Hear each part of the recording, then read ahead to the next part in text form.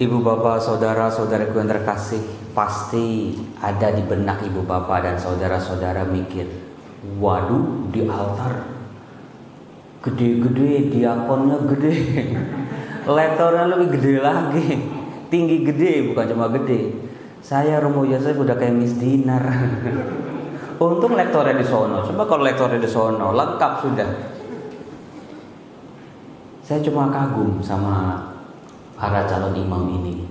Mereka badannya gede, udah perawakannya udah mantap jadi pastor. Mereka juga pinter-pinter, suara mereka juga bagus. Yang di sebelah saya ini diakon Hari yang baru saja menerima tabisan diakon.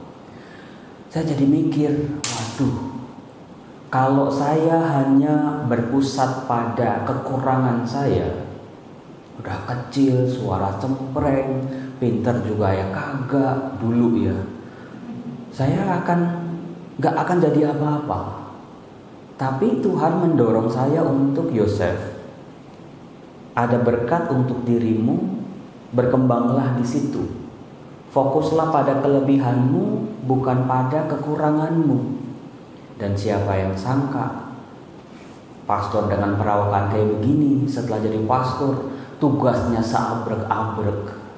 Kadang-kadang ya ibu bapak ya, dulu waktu sebelum corona itu saya bisa ngajar sehari 3 kali. Habis ngajar 3 kali belum sempat napas sudah rapat. Dan itu pindah-pindah. Sehari itu kayak kurang buat saya. Jabatannya seabrek-abrek. Kadang-kadang betul yang dikatakan Injil, makan pun tidak sempat. Saya pikir dengan wabah virus corona mengajar online lebih ringan kali. Ternyata ya enggak.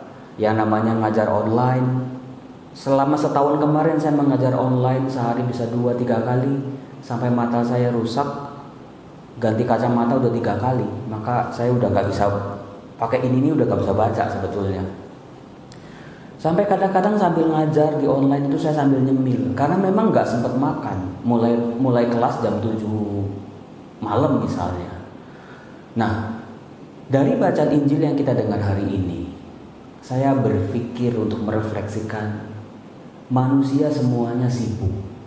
Entah sibuknya bermanfaat atau sibuknya tidak berfaedah ya. Kita semua sibuk. Tetapi kecenderungan orang zaman sekarang adalah terlelap atau tertumpuk-tumpuk oleh kesibukan mereka. Dengan kesibukan, semakin aku sibuk berarti semakin pentinglah aku. Ada yang mau dikejar. Tetapi tidak jarang orang dengan kesibukannya malah mengalami kekosongan. Fisiknya capek, jiwanya capek, rohaninya juga kosong. Apa yang diudak semakin jauh. Lalu manusia zaman sekarang mudah sekali merasakan gagal dalam hidupnya. Karena tadi hidupnya hanya untuk sibuk, akhirnya termakan oleh kesibukannya. Itulah yang dialami oleh Yesus dengan para muridnya. Yesus gak mau para muridnya hancur lebur, habis oleh kesibukan mereka dalam pelayanan.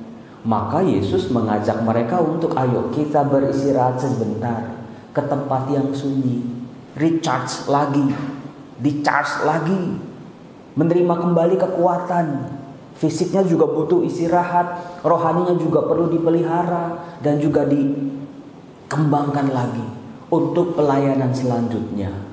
Meskipun tadi para murid ternyata cuma diberi istirahat di atas perahu, begitu mereka sampai ke darat mereka harus melayani lagi. Itulah saya berpikir, itulah seorang imam. Di tengah-tengah kesibukannya jangan sampai kehilangan makna dalam hidupnya. Nah, kaitannya dengan bacaan pertama, dalam doa saya banyak orang bertanya kepada saya, Romo, ini udah setahun wabah virus corona, apa yang menjadi kehendak Tuhan, Romo? Gak ada satu orang pun yang bisa menjawab apa maksud Tuhan dari wabah virus corona ini.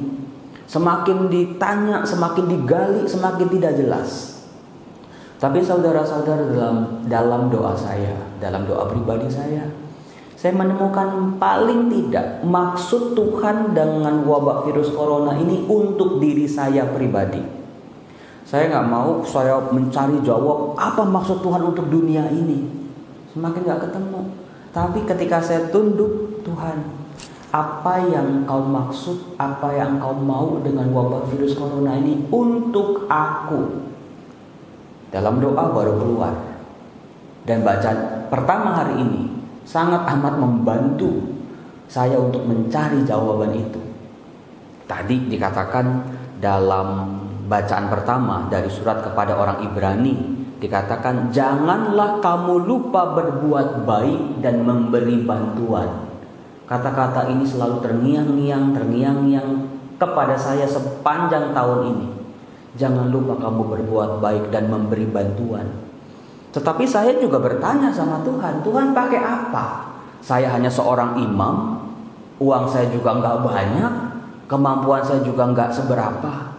Tapi lagi-lagi dalam bacaan pertama dikatakan, semoga Allah memperlengkapi kalian dengan segala yang baik untuk melakukan kehendak-Nya. Jadi dalam surat ini jangan takut, Allah akan memperlengkapi dirimu. Nah ini mulai saya masuk ke dalam doa. Apakah Anda tahu saudara-saudara kenapa seorang Romo Yosef tergila-gila atau menyibukkan diri dengan bagi-bagi masker, bagi-bagi nasi kotak, bagi-bagi ya segala macam lah selama masa pandemi ini? Karena saya ingat 30 tahun yang lalu, tahun 90, 30 tahun lalu sebelum wabah virus corona tahun 2020, dalam sebuah misa penyembuhan oleh Romo Yohanes, waktu itu saya merasa tersentuh oleh panggilan Tuhan dan saya mau janji sama Tuhan, Tuhan, saya mau jadi pastor yang sering bantu orang-orang gak punya. Tuhan, saya mau jadi pastor yang mau memberi hati bantuan kepada orang-orang yang sedang dalam kesulitan.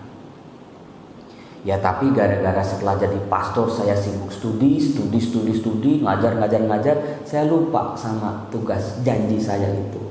Nah dalam doa saya diingatkan, Yosef, ingat kamu pernah berjanji 30 tahun yang lalu. Dan Tuhan telah memberikan aneka macam bekal buat saya untuk melakukan segala tindakan kebaikan. Dan di situ saya cuma bisa duduk nangis. Itulah kehendak Tuhan buat saya dari wabah virus corona ini. Jadi daripada kita sibuk untuk mencari jawab apa maksud Tuhan dengan wabah virus corona untuk dunia ini, mungkin kita bisa mulai, Tuhan, apa yang Kau kehendaki untuk aku dalam masa-masa sulit seperti ini. Lalu perlebar untuk keluargaku apa Tuhan. Lalu perlebar lagi untuk gerejaku apa Tuhan. Baru setelah itu untuk dunia ini. Semoga Tuhan senantiasa memberikan kekuatan kepada kita. Amin.